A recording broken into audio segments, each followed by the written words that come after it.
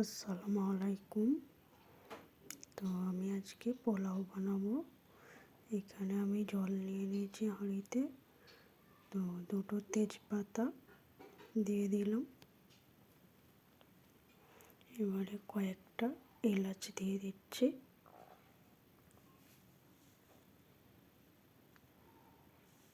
তারপর দিয়ে দিচ্ছি লং দিচ্ছি কয়েকটা।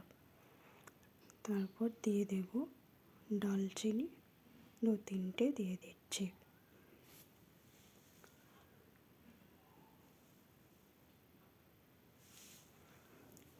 তো তারপর দিয়ে দেব 2-3 চামচের মতো নুন দিয়ে দিচ্ছি আমি।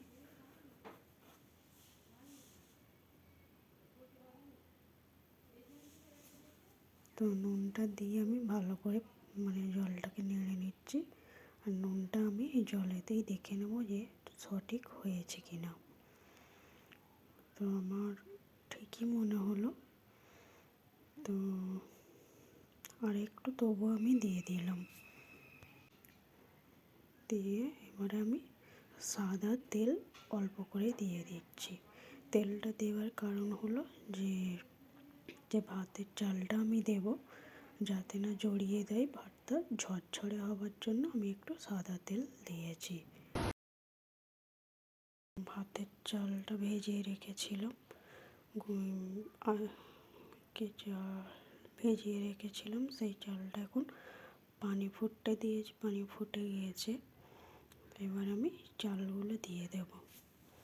আমি 1 ঘন্টা আগে ভিজিয়ে রেখেছিলাম বিরিয়ানির চাল।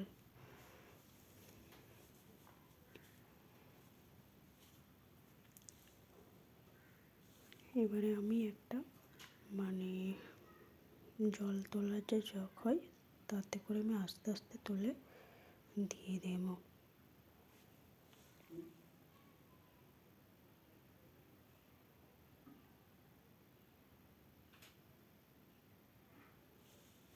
এইভাবে সব আস্তে আস্তে সব তুলে নিয়েছি। আমি চালটা নিয়েছি 1 কেজি আর হাফ কেজি, মোট 1.5 কেজি চাল নিয়েছি।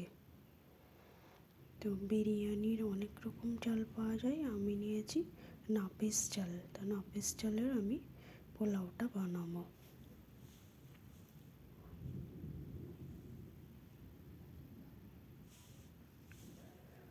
তো সব দিয়ে দিচ্ছি, এবার আমি ঢাকনা দিয়ে দেব।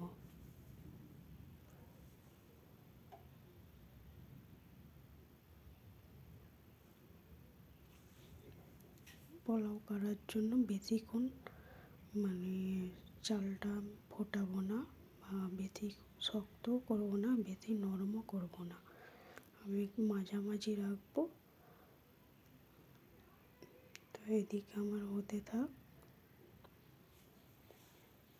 এবারে আমি পোলাওয়ের জন্যে পুরো রেডি করে নিচ্ছি। প্রথমে দিয়ে দেব আর নিচে ঘিটা দিলে তলাটা ধরে না।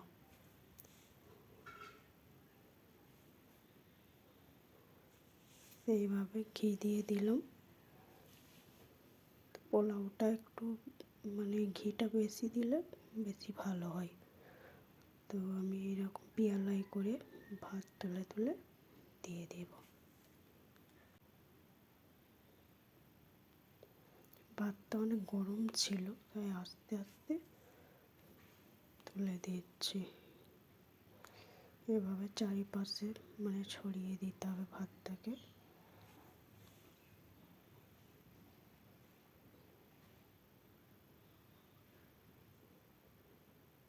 আমি একেবারে হাঁড়ি জাগিয়ে অর্ধেকটা ভাত ঢেলে নিয়েছি। তারপর পিয়ালা দিয়ে চারিদিকে ছড়িয়ে দেব। এভাবে চারিদিকে পুরো সেম করে দিতে হবে, একটা সাইডও ফাঁকা রাখবো না।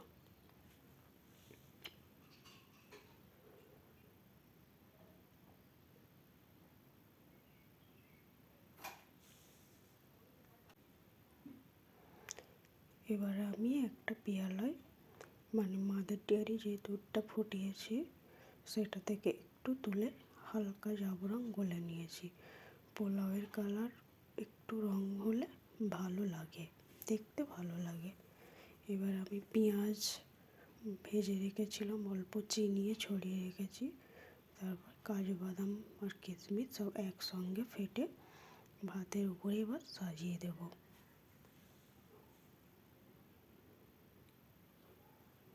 দেখো কত সুন্দর লাগছে। তো তোমরাও কি এইভাবে বাড়িতে পোলাও বানাও? তাহলে একটু কমেন্ট করে বলো। আর যদি না বানাও তাহলে এই রেসিপিটা তোমরা বাড়িতে ট্রাই করতে পারো। তো অর্ধেকটা ভাত ছিল, আমি ঢেলে দিলাম।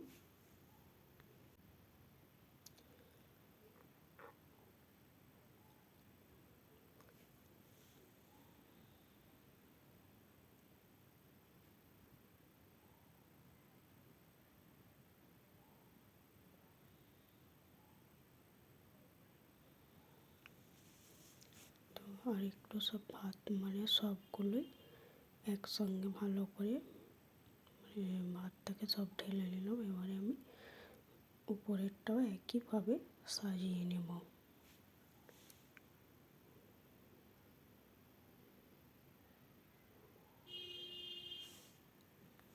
তোমরা আমাকে যারা যারা সাপোর্ট করো তাদেরকে মন থেকে অনেক অনেক ভালোবাসা। আর এইভাবেই সাথে থেকো, আমিও তোমাদের সাথে সব সময় থাকবো। তো আমার যদি ভিডিও ভালো লাগে, তোমাদের ভালো লাগে তাহলে অবশ্যই কমেন্ট রেখে গিয়েও, আমিও যাতে তোমাদের পরিবারে যেতে পারি। তো আজকের রেসিপিটা কেমন লাগলো তোমরা কমেন্ট করে বলো। আমি ভিডিও একটুকে স্কিপ করি না, তোমরাও তাই স্কিপ করবে না, পুরো ভিডিওটা দেখতে ভুলো না। আবার একটু জাফরান আর গোলা দুধ দিয়ে দিচ্ছি।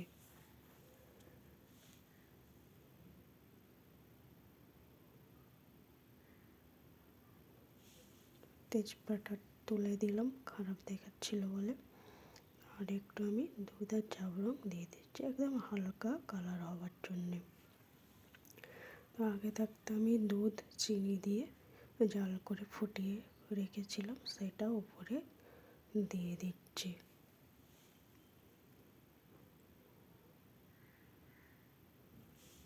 তো আমার যতটা দেওয়ার দিয়ে দিয়েছি। অনেকে হালকা মিষ্টি খায়, অনেকে বেশি খায়, আমরা একটু হালকা খাই তাই হালকা মিষ্টি দিয়েছি।